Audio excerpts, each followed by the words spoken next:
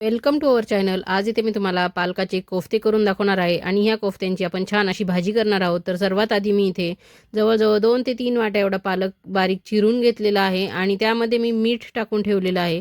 तर पालकामध्ये पण थोडासा मिठाचा अंश असतो. तर त्यामुळे मीठ इथे जरा थोडंसं बेतानेच टाका आणि मीठ इथे टाकून आपल्याला हा पालक एक 10 मिनिटं बाजूला ठेवून द्यायचा आहे.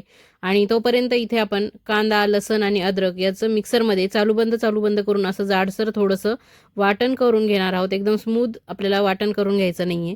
तर इथे हे आपलं वाटण तयार झालेलं आहे. त्यानंतर इथे बघा टोमॅटो इथे मी मध्यम आकाराचे 3 घेतलेले आहेत. तुमच्याकडे जर थोडे मोठ्या आकाराचे असतील तर 2 टोमॅटो पुरेसे आहेत. त्याची ग्रेव्ही इथे किंवा प्युरी इथे करून ठेवा. तर तोपर्यंत बघा इथे आपल्या पालकाला छान असं पाणी सुटलेलं आहे. तर चांगला घट्ट असा पिळून घेणार आहे मी हा पालक. आणि हे जे पालकाचं उरलेलं पाणी आहे ते आपण बिलकुल वाया घालणार नाही आहेत. आणि ह्या हे पाणी वापरूनच आपण भाजीची छान अशी ग्रेव्ही तयार करणार आहोत. म्हणजे त्याच्या भाजीमध्ये आपल्याला मीठ वापरण्याची गरज पडणार नाही आणि हे जे पालकाला लावलेलं मीठ आहे हे पाणी देखील आपलं वाया जाणार नाही. तर अशा पद्धतीने बघा दुसऱ्या कटोऱ्यामध्ये मी असा मोकळा करून जो पिळलेला पालक आहे तो टाकून घेणार आहे आणि बाकीचा पालकसुद्धा चांगला घट्ट असा पिळून घेणार आहे. तर इथे वेगळ्या प्रकारची अशी ही भाजी मी तुम्हाला करून दाखवणार आहे. तुम्ही कधी पालक कोफ्ते केलेले आहेत का? किंवा असे कोफ्ते करून पालकाची भाजी कधी बनवली आहे का?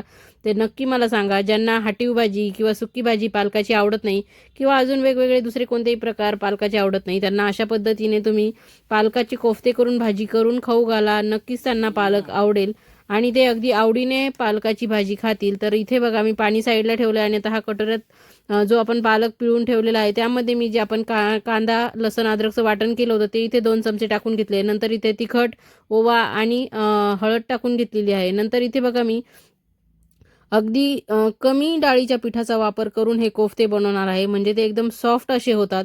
जास्त पिठाचं प्रमाण झालं तर थोडेसे असे निब्बर असे होतात, हे घट्ट असे होतात.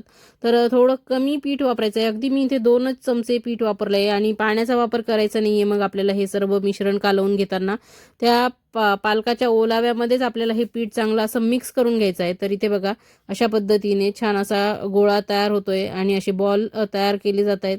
तर असे बॉल आपल्याला करून कोफ्ते करायचे. तुम्ही अशा आकाराचे करा किंवा चपट्या आकाराचे करा किंवा तुम्हाला जो आकार आवडतो त्या आकारामध्ये तुम्ही कोफ्ते करून घेऊ शकतात. तर इथे बघा मी दुसरा एक कोफ्ता तुम्हाला दाखवते.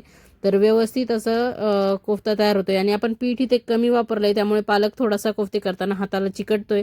तर थोडासा तेलाचा हात लावून आपण हे कोफ्ते नंतर करू शकतो.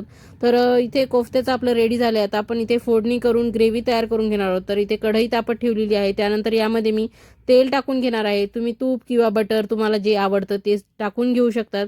तर रेसिपी एकदम साधी सोपी आहे. जी आपण भाजीला नेहमी सगळं जे साहित्य वापरतो तेच साहित्य वापरायचं आहे. फक्त थोडी वेगळ्या पद्धतीने आपण ही भाजी करणार आहोत.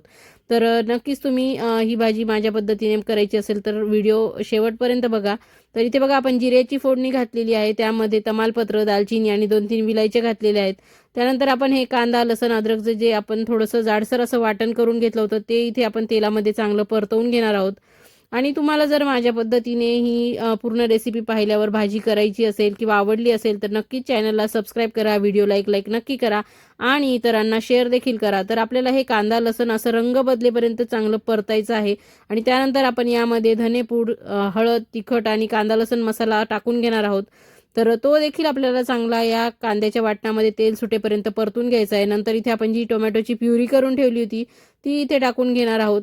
तर ती देखील आपल्याला चांगली या वाटणामध्ये परतून घ्यायची आहे. कारण टोमॅटो आपण इथे कच्चे वापरले तर ते पण चांगले त्याचा कच्चेपणा जाईपर्यंत, त्याची कच्चेपणाची चव जाईपर्यंत टोमॅटोची प्युरी परतायची आहे. आणि हे बघा हे जे पालकाचं पाणी आहे मी जे तुम्हाला म्हणलो होतं आपण वाया घालणार नाही, तर तेच इथे मी मिक्सरच्या भांड्यामध्ये चांगलं टाकून घेणार आहे. म्हणजे टोमॅटोची प्युरी चिटकलेली सुद्धा आपण वापरून घेणार आहोत आणि पालकाचं पाणी देखील वाया जाणार नाही. आणि हे पाणी टाकल्यामुळे आपल्याला या भाजीमध्ये मीठ टाकण्याची गरज नाही आहे. तर अशा पद्धतीने मस्त हे बघा कलर किती छान आलेला आहे. तर अजून मी पाणी इथे ॲड करून घेणार आहे. तर अशा पद्धतीने आपली ही ग्रेव्ही तयार झालेली आहे. तुम्ही ही ग्रेव्ही तयार करताना यामध्ये काजू देखील वापरू शकतात. तर नंतर इथे हे पाण्याला आपली चांगली उकळी आलेली आहे आणि उकळी आल्यानंतरच आपल्याला याचे गोल गोल कोफ्ते करून यामध्ये टाकायचे आहेत. तुम्हाला जर असे कच्चे कोफ्ते टाकायचे नसतील तर तुम्ही हे तेलामध्ये चांगले तळून घेऊ शकतात. तर सर्व कोफ्ते इथे आपले टाकून झालेले आहेत आणि मस्त असे हे कोफ्ते छान यांचा आकार मोठा होईपर्यंत किंवा छान असे हे शिजून फुलेपर्यंत आपल्याला या ग्रेव्हीमध्ये शिजवायचे आहेत. तर नक्कीच तुम्ही माझ्या पद्धतीने ही भाजी करून बघा, तुमच्या घरी सगळ्यांनाच आवडेल. आणि शेवटी आपण यावरती कसुरी मेथी टाकून घेणार आहोत. कसुरी मेथीमुळे या भाजीला एक वेगळीच चव येते आणि तुम्हाला ही भाजी नक्कीच आवडेल याची मला खात्री आहे. आणि तुम्ही नक्कीच एकदा माझ्या पद्धतीने ही भाजी ट्राय करून बघा.